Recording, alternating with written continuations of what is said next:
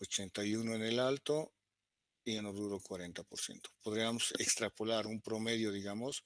Yo creo que nuestro país en general, Bolivia, está también alrededor de esta tasa de porcentaje. Ahora viendo el estado nutricional de las gestantes según rango etario, o sea, de acuerdo a la edad, también es una población que está controlada por el sistema público en Chile. ¿Sí? Las mujeres menores de 20 años, nos interesa sobre todo las mujeres con obesidad. Llega alrededor del 20%. Las mujeres que están entre 20 a 44 años, 35%. Y aquellas mujeres que están entre 45 a 54 años, igual llega alrededor de 38%. ¿Ya? Pero si vamos sumando obesidad y sobrepeso, fíjense, 64%, esta es la edad fértil, digamos, de las mujeres entre 20 y 44 años. Son tasas que llaman la atención. La última vez que vamos a admitir a alguien más.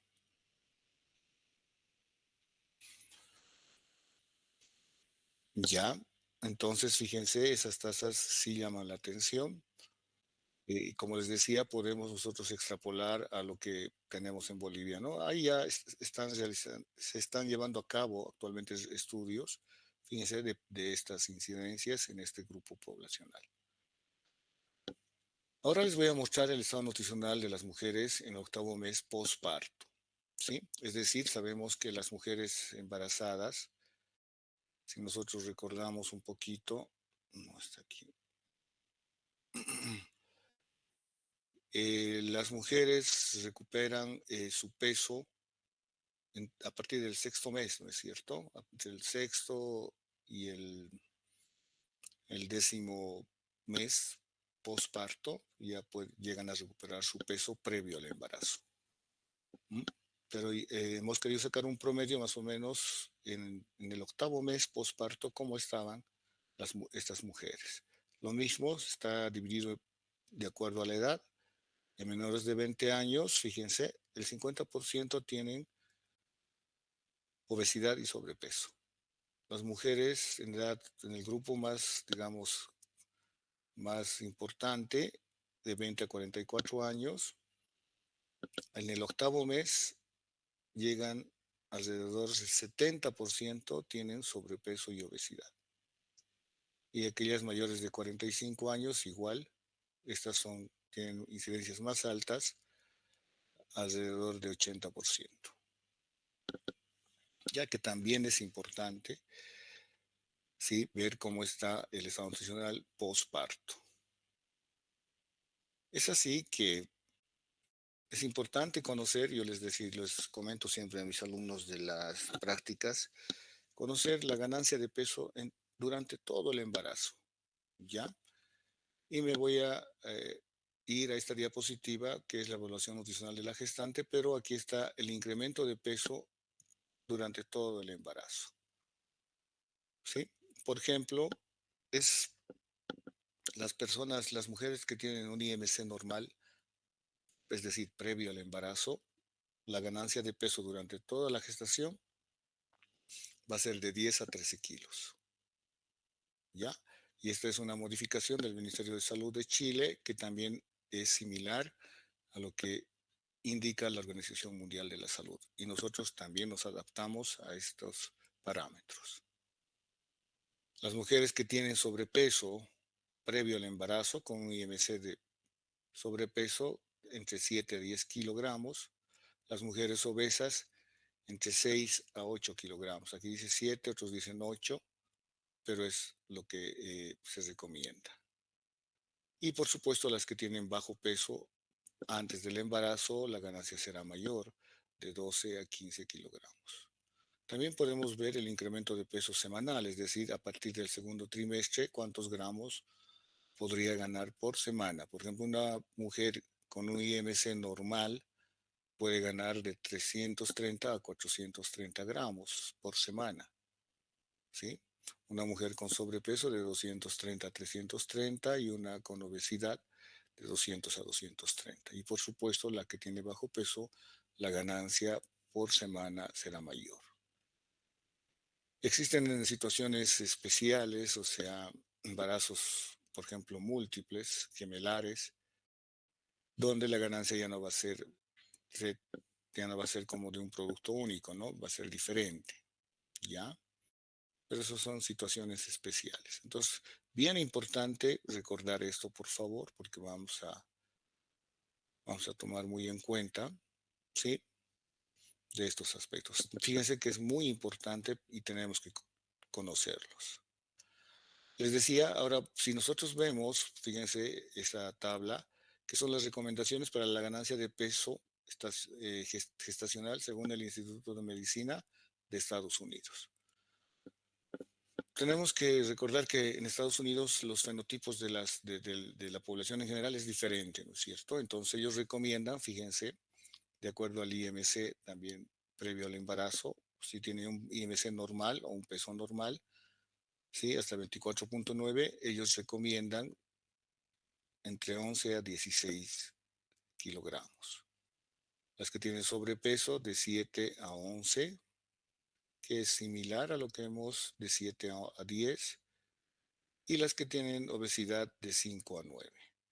Y aquí es de 6 a 7 o 6 a 8. ¿Mm?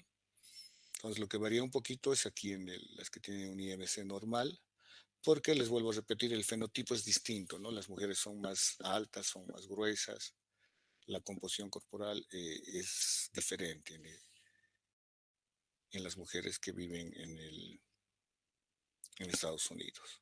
Sí, también podemos ver la ganancia de peso recomendados a partir del segundo trimestre igual, ¿no? Por semana. ¿Ya? Entonces es muy importante hacer esas diferencias. Lo mismo ocurre con otros países, por ejemplo, Brasil también tiene sus propias tablas, pero como les decía, nosotros tenemos que adaptarnos a países vecinos, principalmente a los que son poblaciones que tienen similitudes, entonces manejamos las de nuestro, este país vecino, Chile. Es este gráfico el que utilizamos en las clases prácticas para evaluar el estado nutricional y principalmente para hacer un seguimiento adecuado en las mujeres embarazadas. ¿Ya?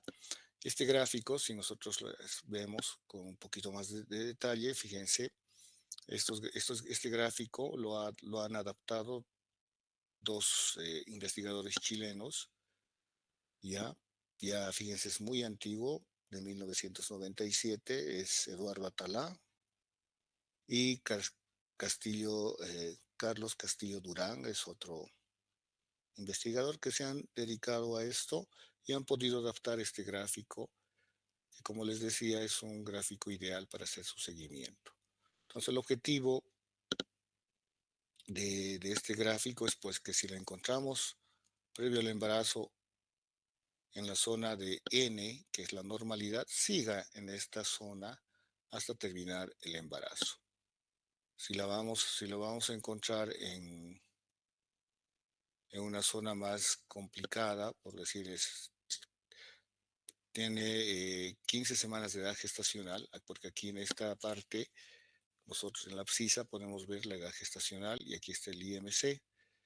Le encontramos a una mujer que está con 15 semanas de embarazo y tiene un IMC que está en la zona de O, significa obesidad aquí. Entonces no vamos a permitir que siga en esa dirección, ¿sí? Porque las complicaciones tanto producto como para la embarazada van a ser, eh, la probabilidad de que tenga complicaciones es muy alta, ¿sí? Lo mismo, si la encontramos aquí con sobrepeso, ¿no? No vamos a permitir que se vaya a lo que es la obesidad, ¿sí? Entonces, esto no tenemos que permitir, ¿ya? Más bien, si la tenemos acá, hay que tratar de mantener e incluso llegar a la normalidad.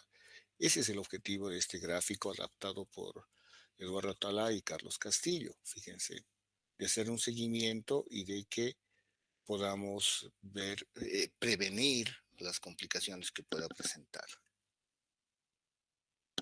¿Por qué? ¿Por qué? ¿Qué complicaciones? Empecemos primero con la mujer. Si la vamos a tener aquí con sobrepeso y ella sigue con esta dirección, ¿qué complicaciones podrá tener? Principalmente puede debutar con una diabetes gestacional, ¿sí? Es una mujer que no ha tenido diabetes y está con sobrepeso y se está disparando a lo que es la obesidad, puede debutar con una diabetes gestacional y tal vez quedarse con esa diabetes, ¿sí? La, la, las malformaciones congénitas también, las mujeres obesas tienen más probabilidad de presentar malformaciones congénitas en los fetos, los abortos recurrentes también en las mujeres obesas, una causa muy frecuente, ¿sí? Que es usted cuando estén haciendo rotación de gineco, los que ya están haciendo es la hipertensión arterial y preeclampsia. ¿Sí? ¿Qué ocurre normalmente? ¿Qué ocurre? ¿Sí? Si la encontramos aquí a la vez y sigue en esa dirección, llega a las 32 semanas con una presión arterial que no se puede controlar, ¿sí? Se mide la presión y está entre 200, 170. Se toman las medidas que se requiere, sulfato de magnesio, diurético, está nada. La única opción que queda es interrumpir el embarazo. Fíjense, es un embarazo de 32 semanas, entonces se entra cesárea de urgencia, se saca el producto, pero se empieza a controlar la presión. Sin embargo, y ahora viene el otro problema, que es para el producto. Vamos a tener un prematuro de 32 semanas que va a requerir pues incubadora, va a requerir probablemente ventilación mecánica, alimentación parenteral, etcétera, etcétera. Cesáreas, sí, de emergencia y también algunas situaciones cuando ya se desencadena el parto, se pueden requerir instrumentos para lo que es el parto vaginal, ¿no es cierto? Entonces, fíjense, esas complicaciones son las más frecuentes que presentan. Ahora si vamos al producto o al hijo, podemos tener en las mujeres obesas productos macrosómicos. La mortalidad fetal es más frecuente en las mujeres obesas, ¿sí? Es decir, una mujer en el último trimestre, faltando un mes, deja de percibir los movimientos fetales. De repente va de urgencia después de un día que no la escuché, no ha percibido los movimientos del producto. Se le realiza una ecografía y se ve que está con un óbito fetal, ¿no es cierto? Y también es frecuente en este grupo de embarazadas. Otras respecto a la descendencia, fíjense, hay estudios que demuestran que si el peso de nacimiento está asociado con el IMC y obesidad de la madre, ¿no? Perdón, es el peso de nacimiento asociado con el IMC y obesidad en la adolescencia. Es decir, si tenemos un producto macrosómico, ¿sí? Y que la madre es obesa, hay una asociación directa que el niño va a tener en su adolescencia obesidad. Hijos de madres con obesidad mórbida, ¿sí? Durante su embarazo tienen mayor probabilidad de resistencia a la insulina y enfermedades cardiovasculares a futuro. Entonces, fíjense, son complicaciones a largo plazo, perdón, inmediatas, a mediano plazo y a largo plazo. Y son complicaciones graves, ¿no? Entonces es importante adecuarnos a este gráfico que es de mucha utilidad, principalmente para hacer el seguimiento de las embarazadas. ¿Ya?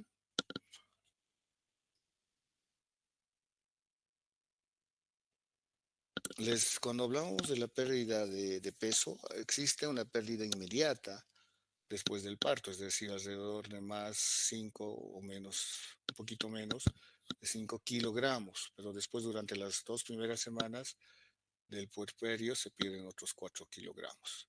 Y como les decía, el resto del peso se pierde progresivamente durante los 6 a 12 meses, específicamente. De 6 a 12 meses, normalmente la mujer recupera su peso que tenía antes del embarazo. Entonces, dentro de las recomendaciones alimentarias para la gestante, tenemos como objetivo principal de mantener una alimentación adecuada. ¿Y esto cómo vamos a conseguir? Principalmente vamos a conseguir cubriendo las necesidades nutricionales de la madre. ¿M? No hemos visto todavía requerimientos, entonces, pero lo vamos a ver en la próxima clase. Sin embargo, hay que tomar muy en cuenta esto. Tenemos que cubrir las necesidades nutricionales de la madre, cubrir las necesidades nutricionales para el crecimiento del hijo, evitar la aparición de enfermedades derivadas de una mala alimentación y, por supuesto, tenemos que prepararla para la lactancia materna. ¿Ya? El último punto es bien importante. Yo trabajo en la seguridad social y la mayoría de las madres, bueno, de las futuras mamás, tienen su bebé por cesárea. Entonces, ya ellas, por el mismo trabajo, porque eso es una población joven, fértil, o no les dan la lactancia materna o les dan en muy corto tiempo. Pero ahora se haya establecido en la caja que les tienen que preparar a las futuras mamás. Entonces se capacitan, sobre todo el último trimestre del embarazo, para respecto a la lactancia materna y para que vean los beneficios, ¿sí?, de la lactancia materna. Es cierto que las necesidades energéticas durante el embarazo van a aumentar, ¿sí? Pero tenemos que tener clara la figura. Esto ocurre recién a partir del segundo trimestre de embarazo. ¿No? Y por favor, no es como dicen las abuelitas, y aquí en la diapositiva está, cuando una mujer está embarazada no significa que deba comer por dos, ¿no es cierto? Y eso es lo que dicen las abuelitas. Ah, estás embarazada, tienes que comer por dos. No es así, ¿sí? Lo que tenemos que aprender es llegar a cubrir los requerimientos, ¿sí? Y principalmente algunas deficiencias de algunos micronutrientes. ¿Ya? Entonces esto no. Fíjense, aquí yo les estoy mostrando esta tablita, las recomendaciones de calorías diarias que se debe adicionar a la gestante. El primer trimestre, 0 calorías, no vamos a aumentar nada. O sea, su alimentación tiene que ser la misma. El segundo trimestre de 300 a 350 calorías más. Y el tercero de 350 a 450 calorías más. ¿Ya?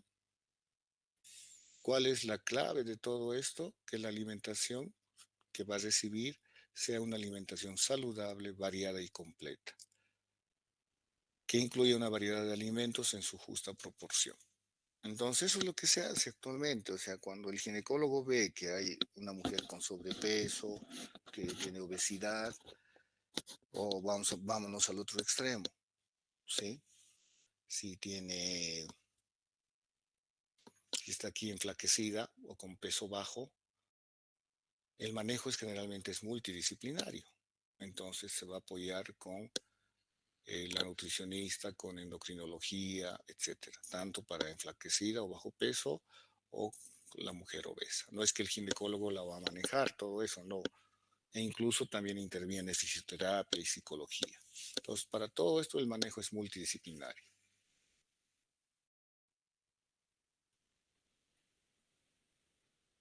Ahora bien, ya pasando a otro tema, vamos a hablar de la importancia de algunos micronutrientes que son claves en esta etapa de la vida de las mujeres, en esta etapa de la vida para prevenir algunas complicaciones, ¿no? Entonces, en las embarazadas podemos evidenciar deficiencia de algunos micronutrientes.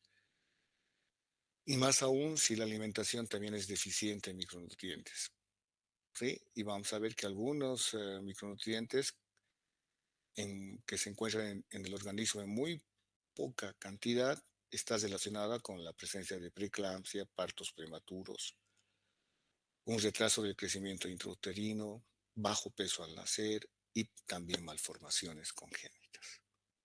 ¿Ya? Entonces es muy importante la suplementación o la fortificación de algunos micronutrientes. Y vamos a empezar con el yodo. La deficiencia del yodo es una de las deficiencias a nivel mundial. Se la cataloga así como una de las deficiencias a nivel mundial. Si recordamos un poquito, el yodo es indispensable en la síntesis de hormonas tiroideas, la cual van a ser necesarias para el correcto desarrollo cerebral y mental. También tiene que ver en lo que respecta a la maduración ósea, la maduración pulmonar y cardíaca, tanto en la vida fetal y neonatal. Les decía que la deficiencia de yodo a nivel mundial está reconocida, fíjense lo que dice acá, está reconocida por la Organización Mundial de la Salud como la mayor causa prevenible de retraso mental y parálisis cerebral en el mundo. Yo les cuento hace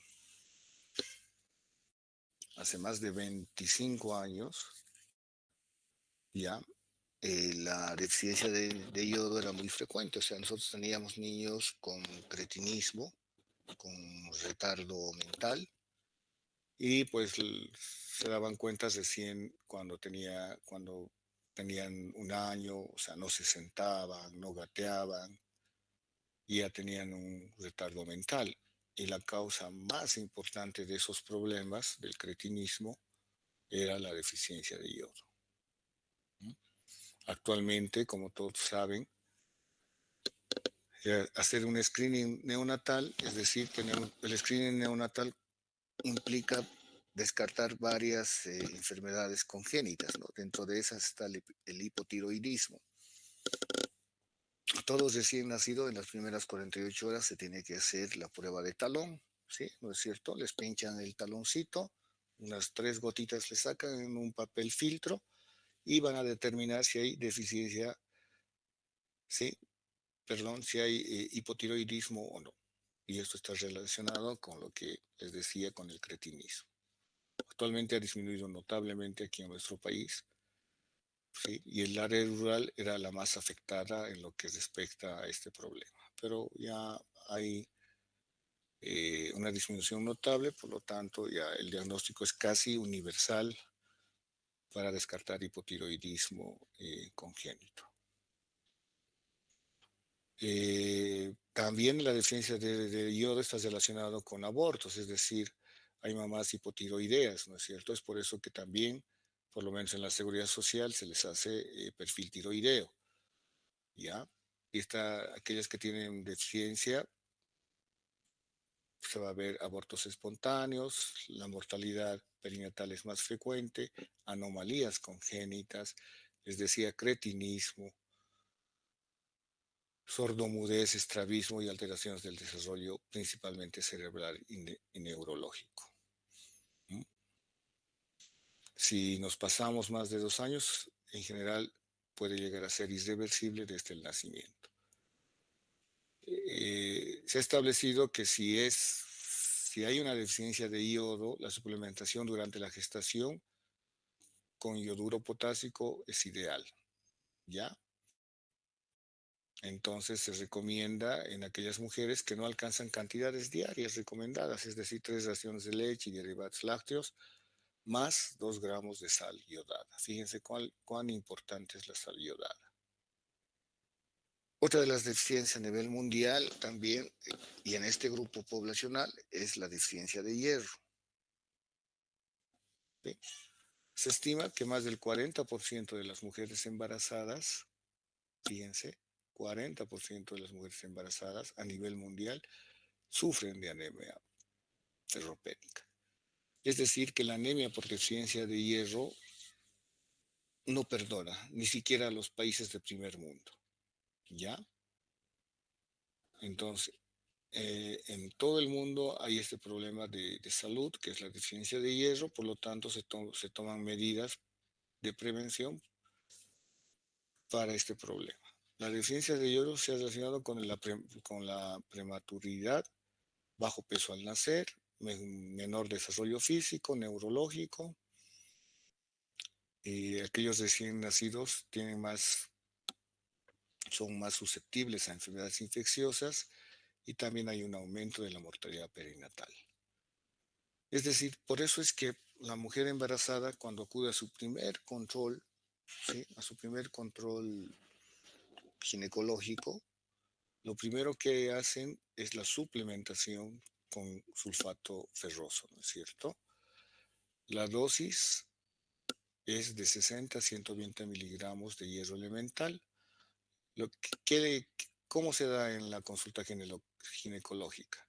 Se le indica 200 miligramos como sal, como sulfato ferroso. Entonces se le dice, tienes que tomar esas tabletitas todos los días, mejor si es con juguito de naranja o con juguito de limón,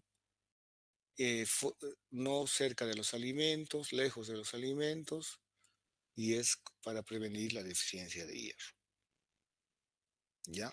Existen también otras sales ferrosas y se calcula de 100 a 200 miligramos día.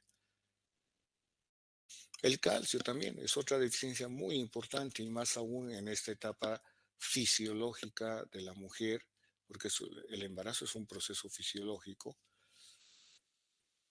y la deficiencia de calcio es muy frecuente. En el embarazo, las necesidades de calcio están aumentadas y la deficiencia se ha asociado con la prematuridad también, bajo peso al nacer, una mineralización ósea deficiente y también la preeclampsia. ¿Ya? Entonces hay estudios que demuestran tanto la deficiencia de yodo como la deficiencia de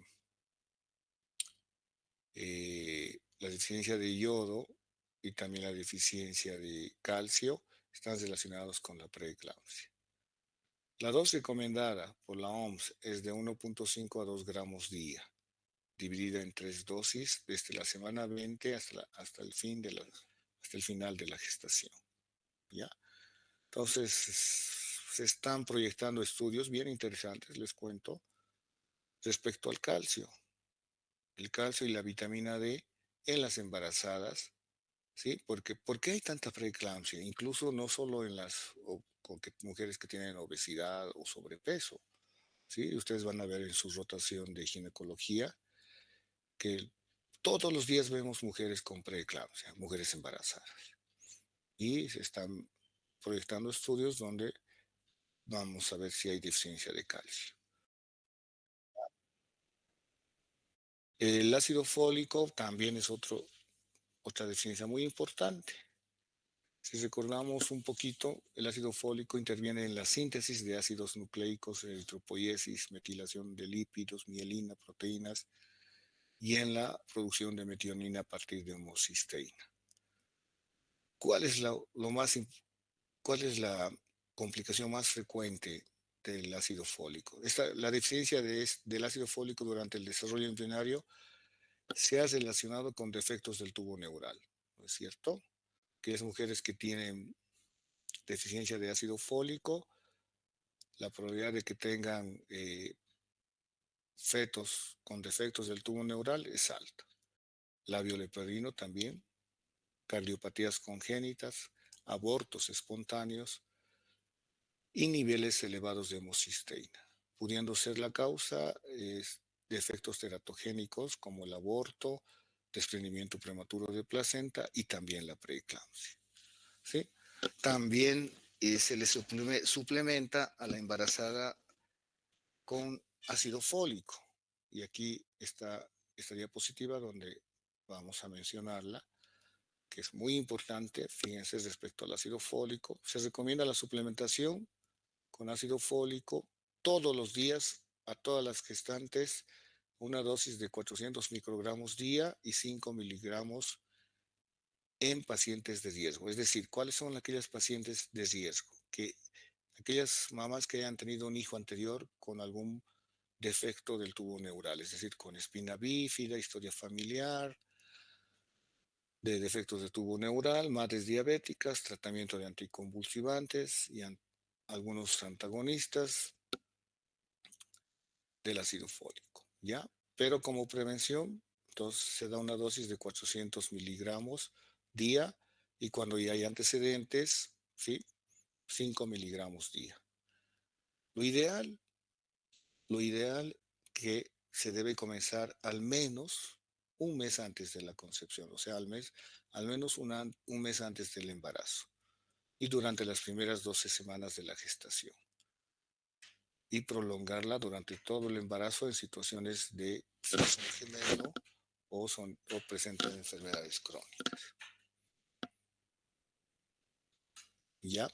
Entonces, muy importante, fíjense, les he mencionado los micronutrientes más importantes y esta tabla es simplemente para recordar las recomendaciones diarias de algunos micronutrientes en la mujer no embarazada y en la mujer embarazada. Siempre a partir, o sea, de acuerdo al trimestre. Entonces voy a hacer énfasis y por favor recuerden, primero al hierro. Las recomendaciones en la mujer no embarazada es 29 miligramos, ¿sí? Día. En las embarazadas, tanto el primero, el segundo y el tercer trimestre, 30 miligramos. Calcio, que es otro micronutriente también muy deficiente en nuestra población, 1000 miligramos en la no embarazada y 1200 tanto en el primer, segundo y tercer trimestre para las mujeres embarazadas. Cuando ya veamos los requerimientos, hablemos de requerimientos, ya vamos a profundizar estos datos ya de los micronutrientes. Y también hacer énfasis en lo que es los folatos que hemos hablado, ¿sí? El primer trimestre, el segundo, como prevención, 400 miligramos, ¿m? Como les mencionaba, microgramos día. ¿Ya? Aquí está microgramos día. Muy bien, ese es el tema. No sé si hay preguntas, dudas, algo que aclarar.